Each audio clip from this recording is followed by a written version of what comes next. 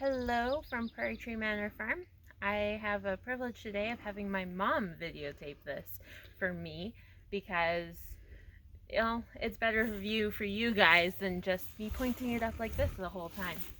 We are going to go get Willow. I actually milked her for the first time this morning. She's doing phenomenal.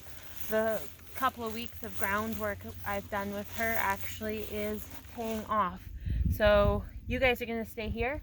I'm gonna go get her and then we're gonna milk her. Stop. Don't stop it, keep it going.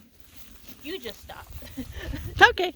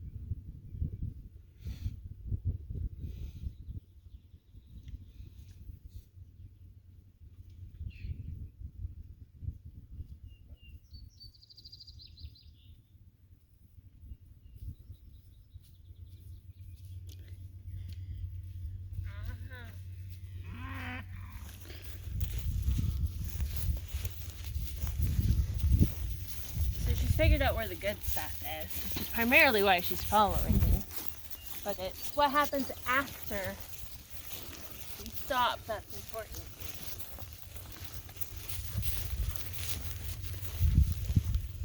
You're probably wondering what's going to happen later on, going, okay, why isn't she halter braking her and doing all of that? Thank you for pooping for the camera, honey.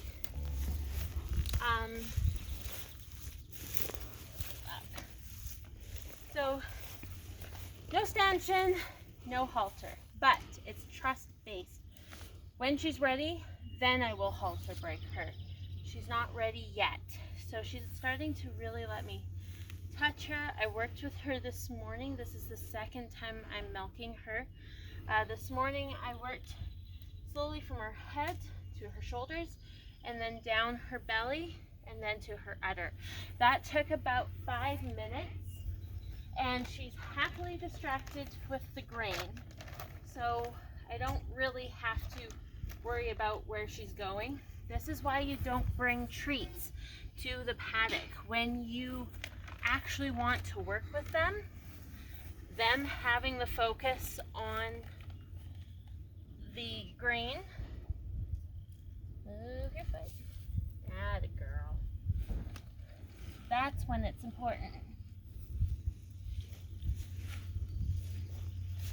So the closer you are to your cow, the less issue you'll have with kicking. As most of you know, they're not very graceful.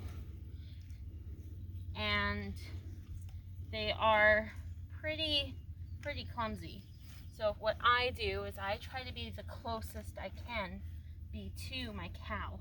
This way I know when she's going to tense up.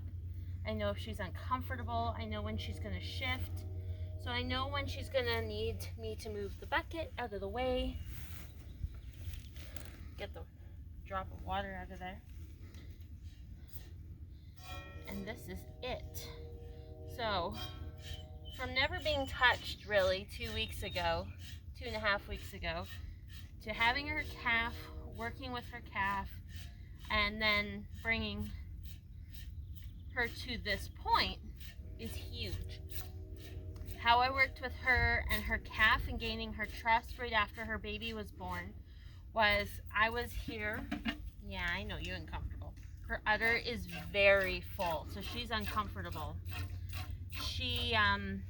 I picked up her calf and walked her into the other field away from the other cows, and I was able to give her some grain, pet and touch her calf, do a little bit of imprinting work, which I believe is very important on young calves, especially bulls, because the more imprinting work you get done when they're little, and imprinting basically means get them used to your scent, creating this bond that's quite inseparable for them.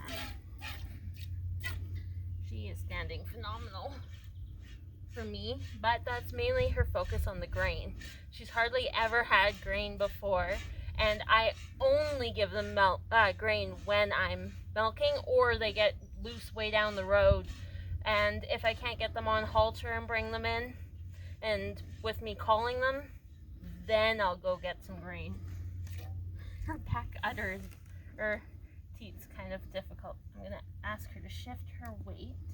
Come on, honey. Ah, she's got most of her weight. Move your foot. Thank you. That's better. So, gaining her trust, that simple step of letting her approach me, not me approach her. You're gonna angry pee, aren't you? Yep. Are you just standing so I can... Her calf actually nurses off the back, so she might just be letting down for me. Her udder is so tight, I needed to get some relief, because the calf is only... He was born on Thursday?